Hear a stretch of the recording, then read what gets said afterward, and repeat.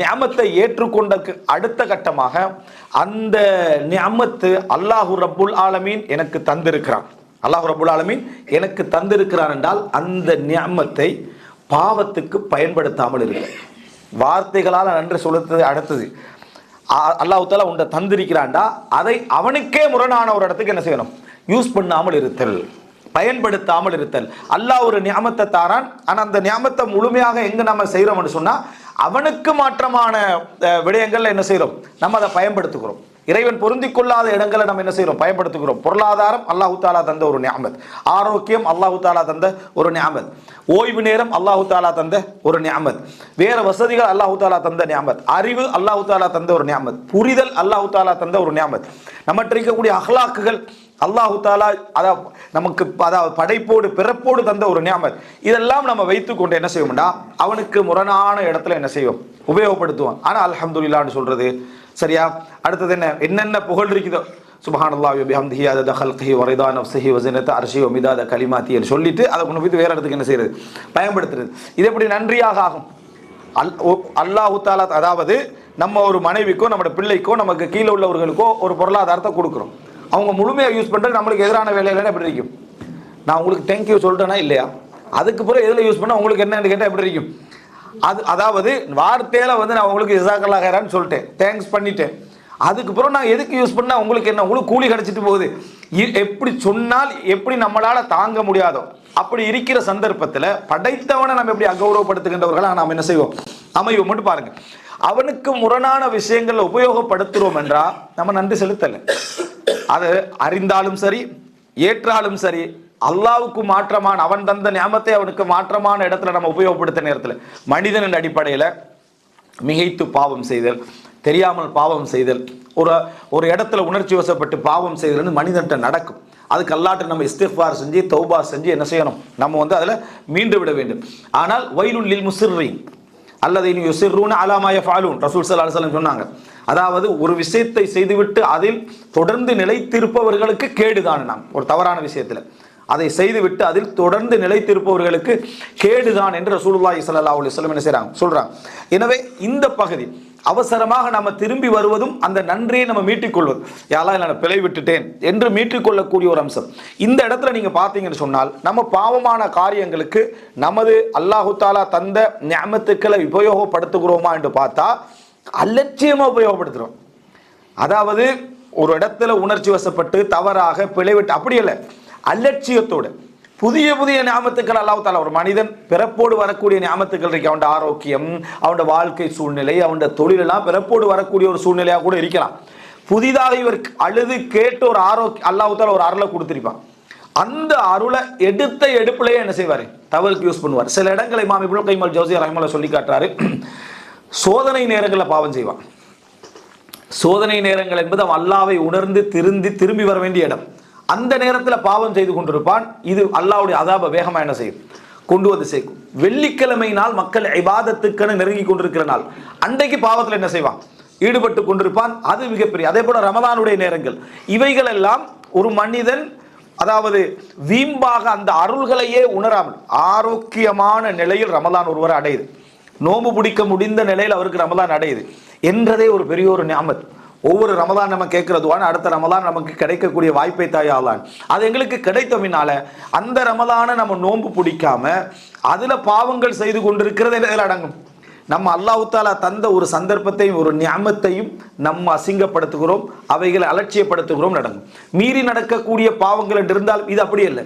எங்களோட உள்ளம் வரிந்து கட்டுக்கொண்டு அதை என்ன செய்யுது, பின்னால போகக்கூடிய அம்சம் என்று அர்த்தம். எனவே அவைகளை பொருளாதாரமாக இருக்கலாம், ஆரோக்கியமாக இருக்கலாம், இவைகளை வேறொரு விஷயத்துல நம்ம உபயோகப்படுத்தாமல் இருத்தல் என்றது இன்னொரு மிக முக்கியமான ஒரு அம்சம். நான்காவது என்ன அப்படின்னு சொன்னால், அந்த நிஅமத் உன்னிடமிருந்து வெளிப்பட வேண்டும். அந்த நியாமத் வஅம்மா பிநிஅமத்தி ரப்பிக ஃபஹத்திஸ், அல்லாஹ்வுடைய அந்த நியாமத் உனக்கு வெளிப்பட வேண்டும். இந்த வெளிப்பட வேண்டும் என்றது சரியா புரிஞ்சுக்கிறோம். இது வெளிப்படுத்த வேண்டும் என்றது பெருமைக்கு சொல்லப்பட்ட விஷயம் அல்ல. அல்ஹம்துலில்லாஹ் என்கிட்ட வேண்டிய அளவுக்கு இருக்குது சரிங்களா, நீங்க தந்துதான் நான் வாழணும் பண்றது இல்லை, ரப்பு எனக்கு தந்திக்கிறான்ட்டு சைட் சப்போர்ட்டுக்கு சொல்லிக்கிறது விளங்கிட்டா. ஃபர்ஸ்ட் சொன்ன வார்த்தை அப்படி இல்லை. அதாவது பெருமையான வார்த்தைகளை வெளிப்படுத்துறது அம்மா பிநிஅமத்தி ரப்பிக ஃபஹத்திஸ் அல்லது அது பிநிஅமத்திக ஃபஹத்திஸ் என்ன நீதான் பெரிய எல்லாத்தையும் வச்சுக்கிறாய் என்றதை நீ சொல்ற மாதிரியான ஒரு அம்சம். அல்லாஹு தாலா தந்த நியமத்தை நீ வெளிப்படுத்துதல் அப்படி என்று சொன்னால், உங்களது வாழ்க்கையில அல்லாஹ் ஒரு இல்ம தந்திருக்கிறான், ஒரு ஃபிக்ஹ் தந்திருக்கிறான் அப்படி என்று சொன்னால் அதனுடைய அடையாளங்கள் என்ன செய்யணும்? விளங்கணும். அப்படின்னு என்ன? உன்கிட்ட இபாதத்து விளங்கணும், உன்கிட்ட அதனுடைய பேணுதல் விளங்கணும், உன்கிட்ட மார்க்கத்தை சொல்லிக் கொடுக்கக்கூடிய உண்மையான பண்பாடு விளங்கணும். அதே போல பொருளாதாரத்தை அல்லாஹ் தாலா தந்திருக்கிறான்னு சொன்னா உன்கிட்ட தர்மம் விளங்கணும், உன்கிட்ட ஈகை குணம் விளங்கணும், உன்கிட்ட கொடை குணம் என்ன செய்யணும்? விளங்கணும். அதை வாரி வழங்கக்கூடிய அந்த தன்மை என்ன செய்யணும்? விளங்கணும். பொருளாதாரம் இருக்கிறோம் விளங்கணும். அதை எப்படி விளங்கி செய்யணும்னா, நல்லா பெயிண்ட் அடிக்கணும், சரியா, நல்லா நிலம் வாங்கணும், நல்லா என்னது வளங்கள் எல்லாம் எடுத்து பார்த்தீங்களா, வாம்மா பினியமத் ரப்பிக்க ஃபஹதீஸ் விளங்கிட்டா. அதாவது அதனுடைய விளைவை விளங்கணும் என்று சொன்னா அதை காட்டிட்டு அது எவ்வளோ எவ்வளோ அமௌண்ட் இருக்கு அக்கௌண்ட்ஸ் காட்டுற மாதிரி என்ன செய்யறான்? காட்டிட்டு அதெல்லாம் நோக்கம். அதனுடைய விளைவு ஒன்றில் விளங்கணும். அந்த அம்மா பினியமத் ரப்பிக்க ஃபஹதீஸ் என்று அல்லாஹ் விளங்கப்படுத்தினா குர்ஆன்ல. என்ன? வஅம்ம ஸாயில ஃபலா தன்ஹர். அல்லாஹ் தஆலா சொல்றா என்னது? வஅம்மல் யதீம ஃபலா தகர் வஅம்ம ஸாயில ஃபலா தன்ஹர். அதாவது ஒரு அனாதை வந்தால் அரட்ட வேண்டாம், ஒரு யாசகன் கேட்டு வந்தால் விரட்ட வேண்டாம் என்று அல்லாஹ் தஆலா சொல்றான். வஅம்மா பினியமத் ரப்பிக்க ஃபஹதீஸ். அல்லாஹ்வுடைய நியமத்தை வந்து ஹதீஸ், அதை சொல்லு அப்படி என்று சொன்னா இதுதான் செயல் வடிவத்தில் என்ன அந்த நியமத் விளங்குறது. அவருக்கு அல்லாஹ் தஆலா இல்லாமையிலிருந்து கொடுத்திருக்கிறானே, அந்த இல்லாமையிலிருந்து கொடுத்த அந்த நியமத்தை செயல் வடிவத்தில் அவர் காட்டிக்கொண்டிருக்கிறாரு என்று அர்த்தம். இது என்னன்னு சொன்னா லெஜரை காட்டுறது, அக்கவுண்ட்ஸை காட்டுறதும் இந்த மாதிரியான ஒரு நிலைமைக்கான ஒரு இடத்துக்கு நம்ம வரக்கூடாது. அப்போ செயல் வடிவத்தில் அல்லாஹ்வுடைய நியமத்துடைய ஒரு பகுதி நமக்கு என்ன செய்யணும்? விளங்க வேண்டும். அதுல கஞ்சனாக இருக்கக்கூடாது. ரசூல் ஸல்லல்லாஹு அலைஹி வஸல்லம் பத்தி அல்லாஹ் தஆலா ஒரு சிஃபத் சொல்றான், வமா ஹுவ அலல் கைபி பிதனீன், வமா ஹுவ அலல் கைபி பிதனீன். அவர் மறைவுடைய விஷயத்துல வந்து கஞ்சர் அல்லன்றான். இந்த வசனத்தை நீங்க எல்லாம் யோசிச்சு பாருங்க. மறைவான விஷயத்தில் நபி கஞ்சர் அல்லன்றான். மறைவான விஷயத்தில் கஞ்சர் இல்லைண்டா, இங்க யாருக்குமே தெரியாத ஒரு விஷயம் ஒரு ஆளுக்கு தெரிஞ்சுன்னு வைங்களே, அந்த ஆள் சொல்ல மாட்டார். ஒரு முக்கியமான ஒரு சீக்ரெட்ண்டா முன்னுரையும் பின்னரையும் அப்படி இருக்கும். முக்கியமான ஒரு சீக்ரெட் கிடைச்சிட்டு இந்த ஏரியாவில் உள்ள மக்களுக்கே யாருக்குமே தெரியாத ஒரு சீக்ரெட்னு வைங்களேன், நம்மகிட்ட ஒரு விஷயம் இருக்குது, இன்ஷா அல்லாஹ் அது உரிய டைம் வர டைம்ல சொல் கஞ்சத்தனம். வமாஹு அலல் கைபி பிதனி. ஒரு தகவல் நமக்கு மட்டும்தான் தெரியும், வேற யாருக்கும் தெரியாண்டு அவர் படுத்துற பாடு இருக்குது. அதாவது நம்ம வந்து அதில் என்ன அது புறவு சொல்கிறேன். அப்போ அத்தனை பேரையும் கேட்க வச்சு பார்த்து சந்தோஷப்படுறது, ஃபோன் கால் பண்ண வச்சு பார்த்து சந்தோஷப்படுறது கெட்ட விஷயமா இருக்கும். ஒத்தனை பற்றியான புறமாயிக்கும். சரியா? என்ன செய்தி தானாக வெளிப்படும். அது டைமில் பார்த்துக்குங்க. எல்லா ப்ரூஃபும் என்கிட்ட இருக்குது. மானத்தை வாங்குற டைமில் கூட முன்னுரையெல்லாம் அப்படி இருக்குது. அதாவது அவருக்கு மட்டும்தான் தெரியுமாம் என்று சொல்லி நல்ல விஷயத்துக்கு இப்படி தான் செய்கிறாங்க, கெட்ட விஷயத்துக்கு தான் இப்படி தான் செய்கிறாங்க. அப்போ நீங்கள் நினச்சி பாருங்க, வமா ஹுவ அலல் கைபி பிதனீன். நபிகளாருக்கு கிடைக்கக்கூடிய எந்த வஹி மறைவான செய்தி தானே, அல்லாஹ் சொல்லக்கூடிய செய்தி தானே. ரசூலுல்லாஹ் வெளியே சொல்லலைன்னா அது வெளியே தெரியாது தானே. எத்தனை முன்னறிவிப்புகளை ரசூலுல்லாஹி ஸல்லல்லாஹு அலைஹி வஸல்லம் சர்வ சாதாரணமாக சொல்லிட்டு போனாங்க. இன்னைக்கு நாங்கள் எத்தனையோ முன்னறிவிப்புகளை சர்வ சாதாரணமாக சொல்றோம். அது அவர்கிட்ட தான் போய் கேட்கணும், அவருக்கு தான் அந்த மெசேஜ் எல்லாம் தெரியும்னு சொல்றோமா? ரசூல் ஸல்லல்லாஹு அலைஹி வஸல்லம் சொன்னார்கள், ரசூலுல்லாஹ் சொன்னாங்க அத்தனை விஷயத்தை நம்ம சொல்றோமா? இதை நீங்க நினைத்து பாருங்க. உங்களுக்கு ஒரு நல்ல தகவல் ஒன்று கிடைச்சிட்டுன்னா நம்ம எப்படி நடந்து கொள்கிறோம்? ஒரு மெசேஜ் கிடைச்சிட்டா அதை சொல்லாம இருக்கிறதுக்கு பாடுபட்டு ஒத்தனை கெஞ்ச வச்சு நம்மளை அறிவாளியாக்கு காட்டுறதுக்கெல்லாம் எப்படி பாடுபடுறோம்? இந்த குறிகாரர்கள் சாஸ்திரம் பார்க்கிறவங்க பின்னணியில் என்ன இருக்குது அதுதான். அப்புறம் அல்லாஹ் தஆலா சொல்ற வமா ஹுவ அலல் கைபி பிதனீன். மறைவான விஷயத்தில் அவர் கஞ்சர் அல்ல என்று அல்லாஹ்.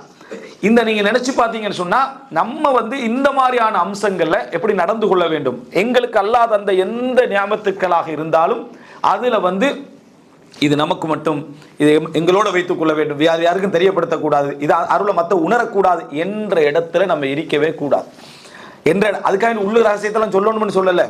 ஒருத்தனுக்கு அவசியமான விஷயத்தை நம்ம என்ன செய்யக்கூடாது? மறைக்க கூடாது. அது எந்த ஒரு விஷயமா இருந்தாலும் சரி, ஆரோக்கியமா இருந்தாலும் மற்ற விஷயங்களா இருந்தாலும் மறைக்க கூடாது. இதுல வந்து பெருமையும் வரும். இவன் அந்த இடத்துக்கு அந்த ஹாஸ்பிட்டலுக்கு போற அளவுக்கு இவனுக்கு ஒரு தேவையில்லாத வேலை, நீங்க அதுக்கு போங்க.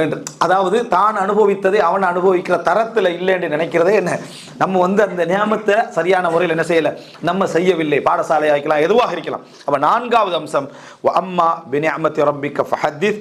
நமது நியமத்துக்கள் நமது செயல்பாட்டில் என்ன செய்யணும்? நமக்கு அது விளங்க வேண்டும்.